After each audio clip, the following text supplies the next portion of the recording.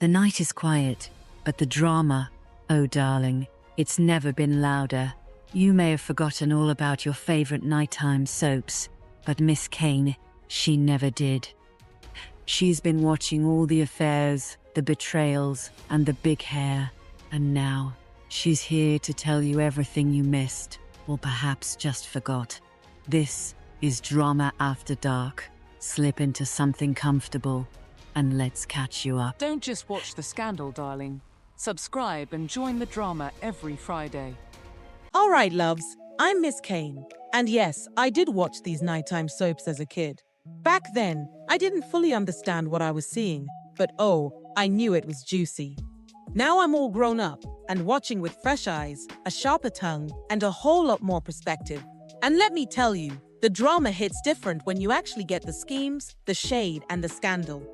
That's why I started Drama After Dark, to relive the chaos, call out the mess, and give these iconic shows the commentary they deserve. So go ahead and pour a drink, get comfortable, and let's get into it, shall we? Oh, JR is on a so-called business trip, is he? With Julie Gray? Strolling a pier with champagne, like this is normal company policy at Ewing Oil. He complains about the wild Gulf weather, of course. And Julie, bless her heart, she reminds him he can't control everything. And he calmly replies that he uses his power in other ways. Well, she flatters him, and he flatters her right back. The energy? Oh, it's playful, familiar, and dangerously comfortable, I tell you.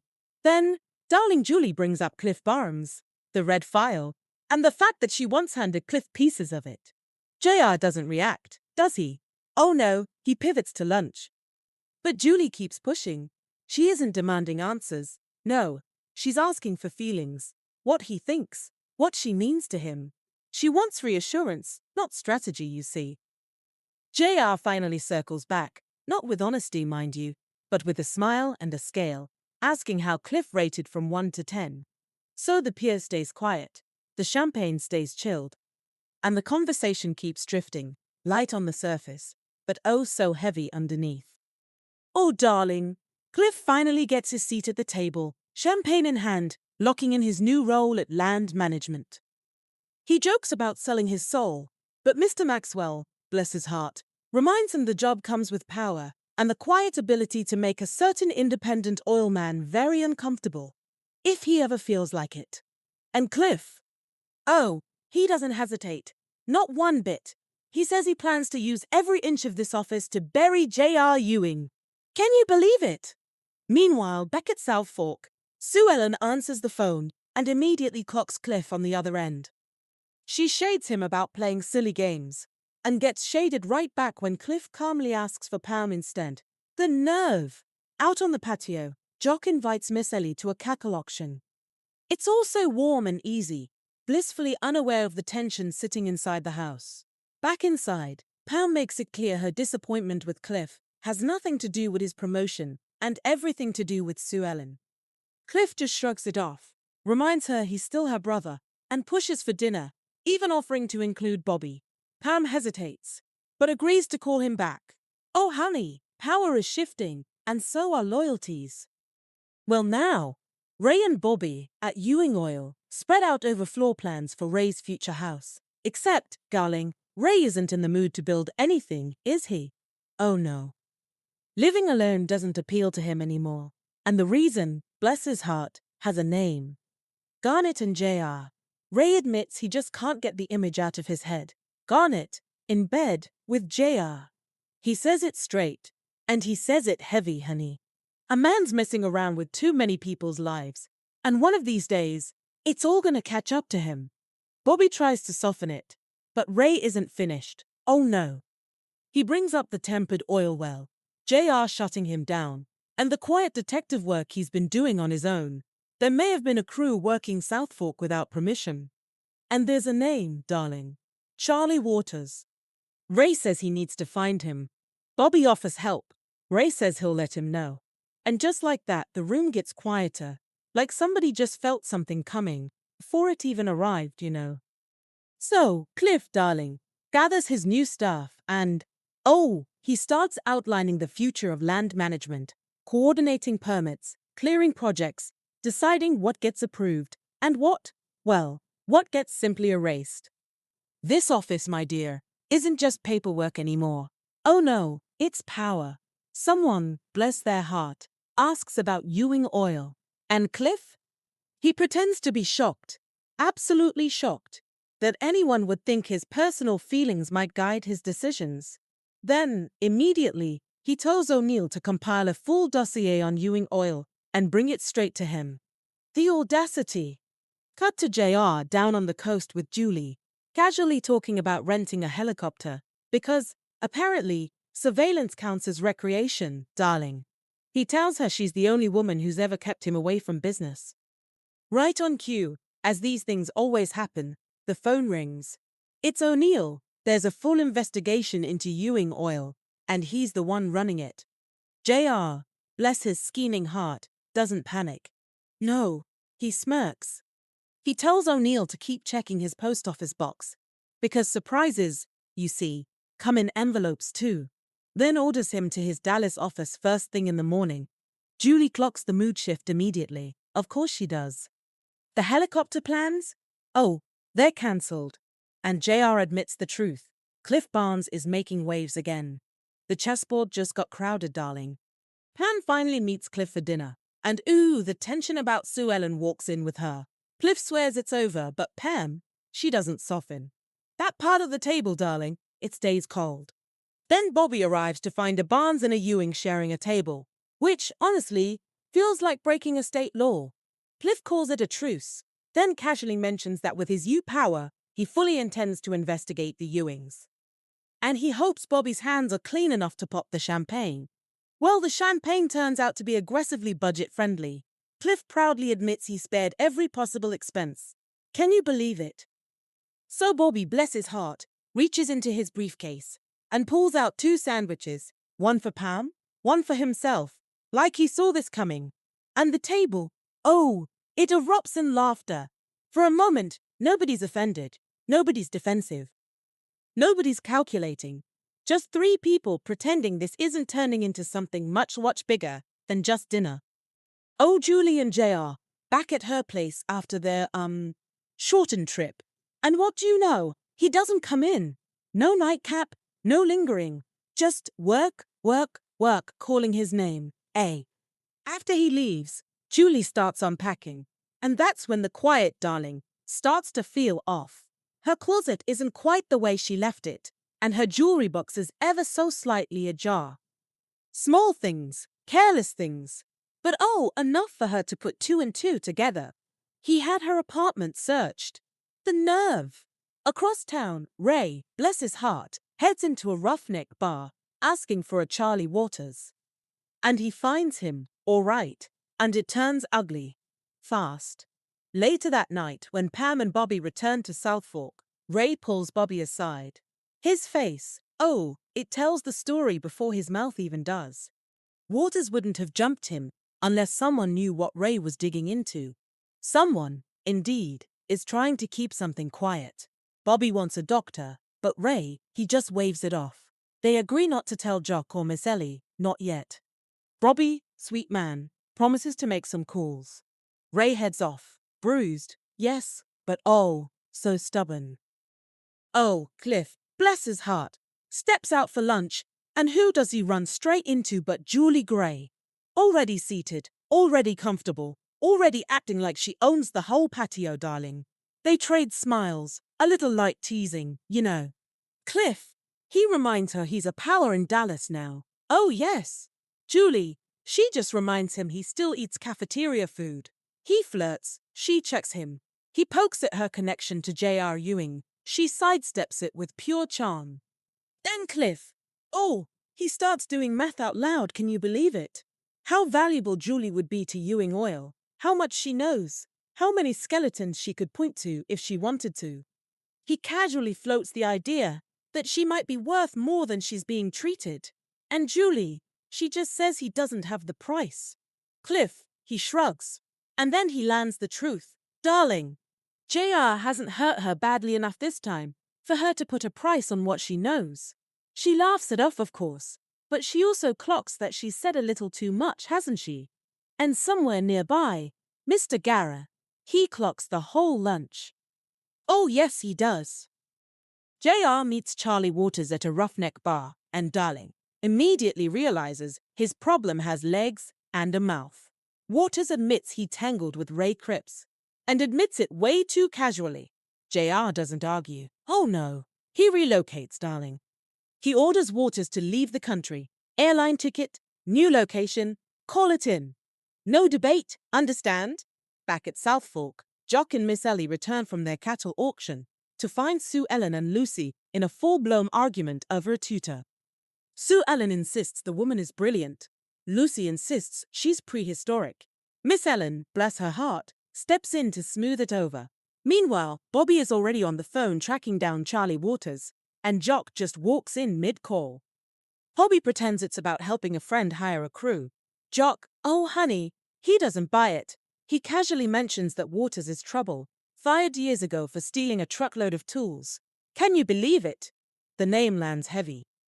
And suddenly, everybody is circling the same man for very different reasons. The drama sparkles best when you're part of it. Subscribe and stay close, like a whispered secret. Leave a comment, tell us what has you gasping, because every scandal deserves an audience. Oh, JR walks back into Ewing Oil like nothing's wrong, checks his messages, cracks a smile, and immediately finds Ames and Gara sitting in his office, like an unscheduled summons. They remind him exactly how much power they carry in the cartel. Without their votes, Ewing Oil is just another independent company, Darling. JR fires back about the South Fork oil test they forced, and the roughneck he had to ship out of the country because somebody couldn't keep their mouth shut. Can you believe it? Then the phone rings. The Panhandle well comes in as a full gusher, 10,000 barrels a day. The room shifts. Ames and Gara soften. That's when Gara drops the real concern. Julie Gray had lunch with Cliff Barnes. Oh, the drama! They say it plainly. Julie knows every payoff, every deal, and exactly where all the skeletons are buried. If she talks, they're exposed. JR shrugs it off. Says talk means nothing. Says she has no proof. They accept his confidence and walk out already making other plans. Because once the door closes, Ames and Gara decide to put a tail on Julie Gray. And now the chessboard has watchers. My. Back at Julie's, JR is lounging comfortably on her sofa, like it's still his favorite address in Dallas. Oh, honey, please. They trade easy barbs, you know? Julie reminds him. Darling, I do have a life when you're not around, you know. And JR, he reminds her he doesn't mind, as long as she leaves a little time for him, of course. Then he drops it. Just like that. He heard about her lunch with Cliff Barnes. Julie clocks it instantly and fires back with her own truth. Her apartment was searched while they were away. She doesn't ask, no. She states it. JR dodges, deflects, then starts circling Cliff. Oh, you know, what he's like, how he rates, what kind of man he is behind closed doors. I guess I would be obsessed too, if the two women in your life both decided to sleep with Cliff Barnes. Because that's exactly why Cliff is living rent-free in his head. The tension softens. The room shifts. Next thing you know, Julie is wrapped in a sheet, snacking, and JR is already getting dressed, already halfway gone. And that's when the real reason for the visit comes out.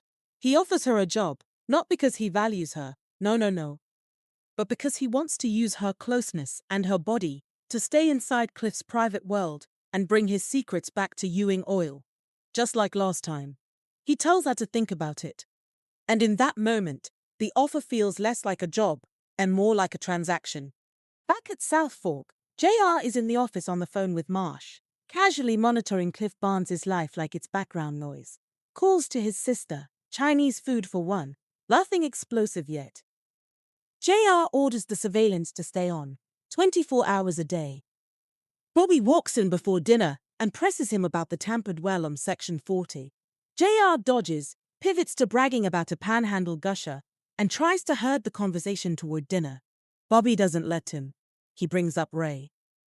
He brings up Charlie Waters. He brings up the beating and the sudden trip to Mexico. JR denies knowing Waters and jokes his way out of the office. Meanwhile, Julie is making a decision of her own. She finds a hidden key. pulls out what she's been hiding and mails it off fast. Then she calls Cliff Barnes. She hits his answering machine and finally says what she's been holding back. She knows where the skeletons are buried, she's been hurt enough, and she's ready to sell. And somewhere on the other end of that line, Marsh is listening. Marsh plays the recording for Ames. Julie's voice, calm and oh so ready to sell. Darling, that's all it takes.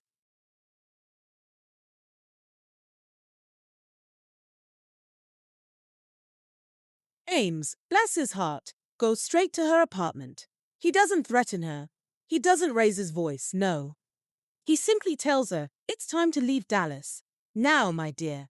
5 minutes to pack. And that door, left wide open behind her, like a warning, pure and simple.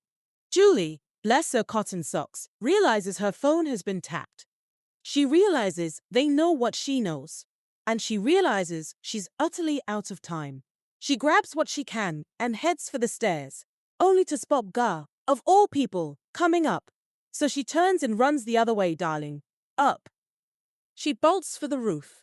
At the very same time, Cliff arrives, finds her apartment door standing open, and calls her name into those empty rooms. Getting no answer, he heads right back out. As Cliff gets into his car, Ames and Gara close in on the roof. Julie struggles, oh she struggles, and finally says it out loud. You're going to kill me, aren't you? And then, darling, Julie Gray falls.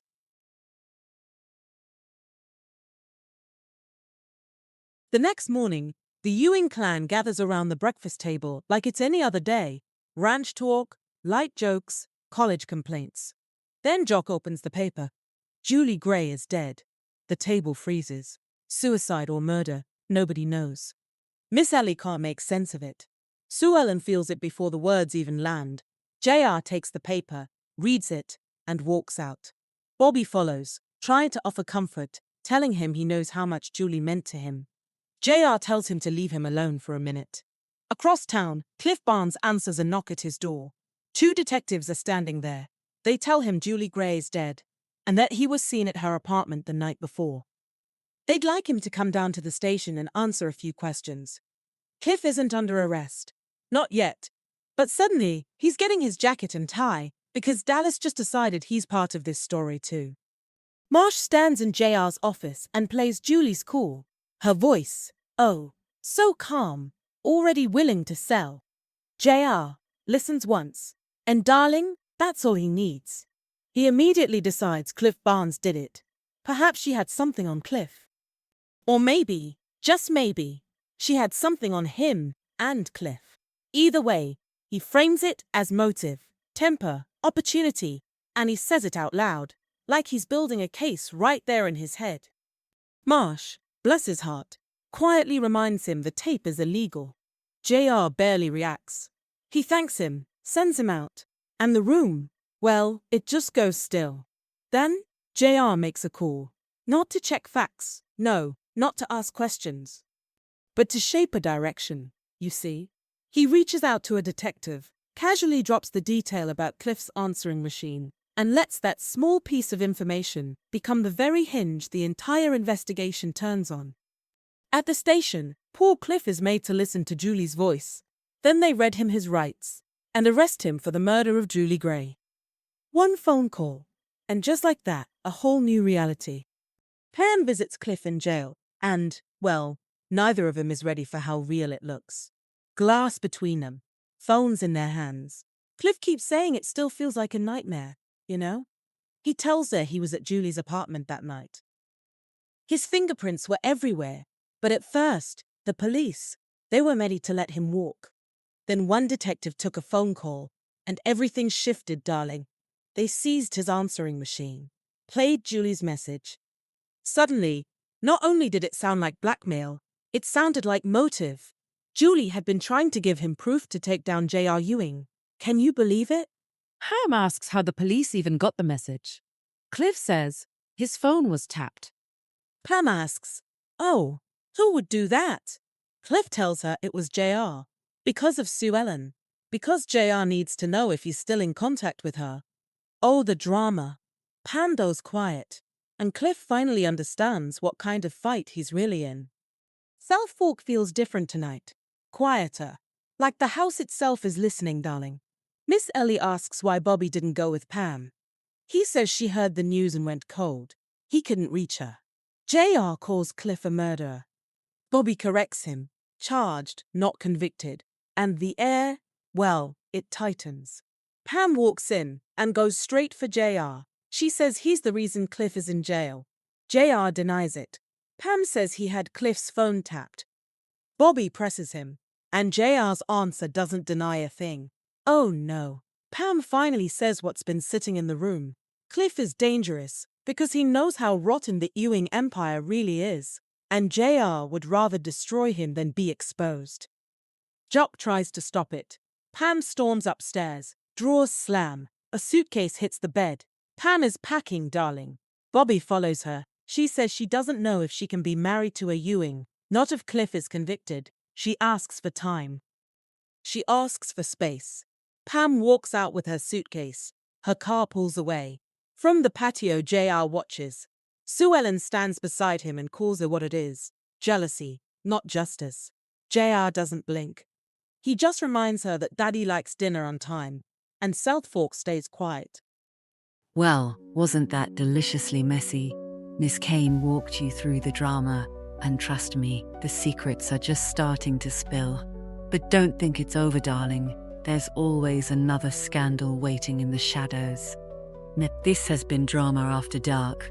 Until next time, we'll be watching. Will you?